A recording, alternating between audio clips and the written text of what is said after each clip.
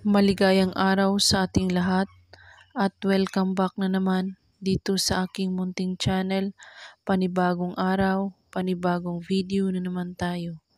Sa araw na ito ay may ituturo ako sa inyo na simpleng gabay at simpleng pamamaraan. At kung baguhan ka sa channel na ito, ay huwag kalimutang mag-subscribe at i-click ang notification bell para lagi kayong updated sa mga bago kong videos na i-upload.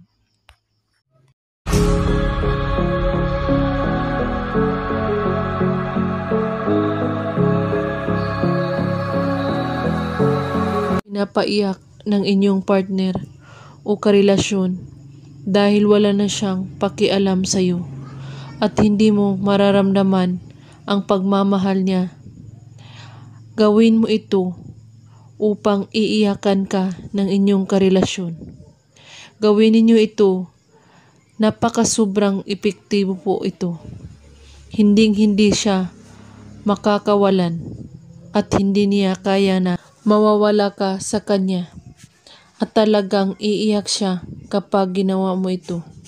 Pwede itong gawin sa magka-LDR o kahit hindi pa kayo nagkakita.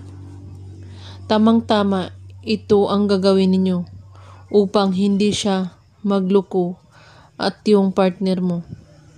At kung ikaw ay isang takot at kapag ginawa mo ito, 100% na hindi siya magloko sa iyo at talagang magfo-focus ito sa iyo at ikaw lang ang iisipin.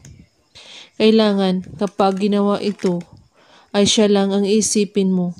At kailangan buo ang inyong paniniwala, walang ibang iniisip at pagdududa.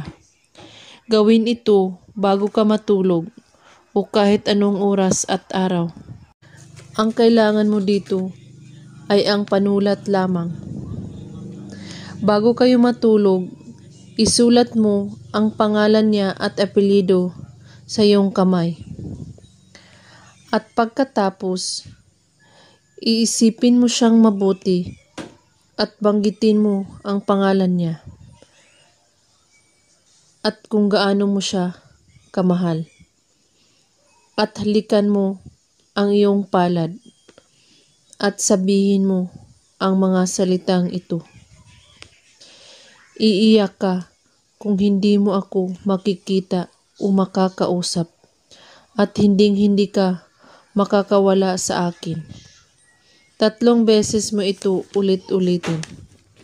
At pagkatapos, halikan mo ulit ng 3 beses ang iyong kamay na may sulat na pangalan niya.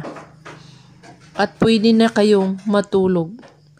Gawin lang ito bago kayo matulog sa gabi, kahit anong oras at araw. At kung may katanungan po kayo, ay magko-comment lang po sa baba. Maraming salamat sa panunood. May God bless us all.